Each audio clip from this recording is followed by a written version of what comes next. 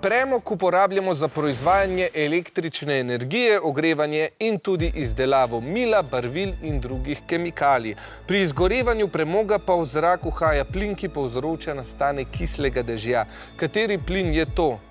A. Lahko vidite, se pravi O2, B. SO2, C. NO2 ali D. CH4. Tukaj so seveda kemijske formule plinov. Kateri pa je tisti, ki povzroča kisli dež? Da vidimo, kako poslušate pri kemiji. Ekipi menita drugače, B pravijo rumeni, D pa vijoličasti. No, upam, da po tem eksperimentu ne boste imeli kislih izrazov na obrazu. Jasna se nam tokrat javlja s terena.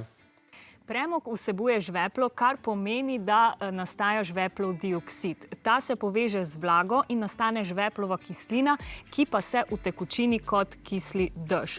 Kako v naravi nastaja kisli dež in kakšne so pravzaprav posledice, lahko pokažemo z enim takim preprostim eksperimentom. Jaz ga delam kar tukaj na terenu, zato ker nekaj časa traja, da pridemo do rezultatov. Zdaj, tukaj imam pripravljeno žveplo v listku, tole, ki ga bom prižgala, ampak še prej bom dala cvetove okrog vode.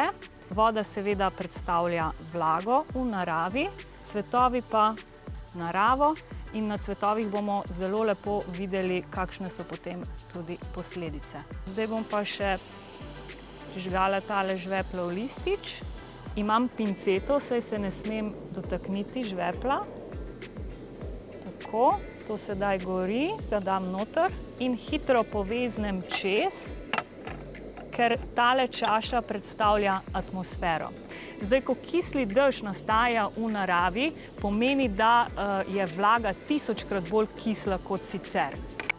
To ima za naravo hude posledice. Prizadeto je kopensko in vodno življenje, saj se izčrpavajo hranila, živali lahko poginejo, poškodujejo se površine, kot sta les in kamen, poveča pa se tudi učinek tople grede. Proti kislemu dežju pa nismo nemočni. Se lahko na primer z zmanjšanjem emisij iz tovarn in prometa vplivamo na zmanjšanje količine kislega dežja. Jaz se moram kar precej umakniti, zato ker je žveplov dioksid seveda škodljiv, ampak že lepo vidimo, kako cvetovi izgubljajo barvo. Tako da zdaj lahko pogledamo rezultate. Zelo lepo je vidno, kako so cvetovi razbarvani. Iz rdeče so se spremenili pravzaprav v belo. Tako. Seveda pa lahko preverimo tudi kislost vode. Tukaj imam pH lističe in bom pomočila pH listič v tole vodo. Tako.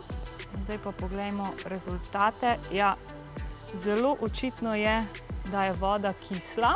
In zdaj bom na lestvici pogledala, koliko je vrednost pH te vode. Na lestvici kaže, da ima ta žveplova kislina pH vrednost 4. Pravilen je odgovor B.